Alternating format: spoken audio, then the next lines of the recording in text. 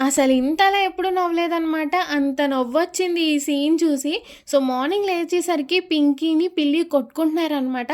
Simba, సారా పైనుంచి చూస్తున్నారు. అసలు ఏమైపోతుందో అని చెప్పి. ఎంతసేపటి నుంచి చూస్తున్నామో వాళ్ళిద్దరూ స్టాచ్యూలో అలా ఉండిపోయారు. కదిలితేనేమో పింకీ ముందుకెళ్ళిపోతుంది.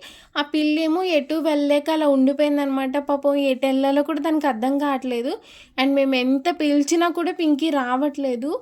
అక్కడ వాళ్ళు కొడుతున్నా కూడా అలాగే వాళ్ళ వంక చూస్తుంది కానీ ఆ పిల్లిని మట్టికి వదలట్లేదు.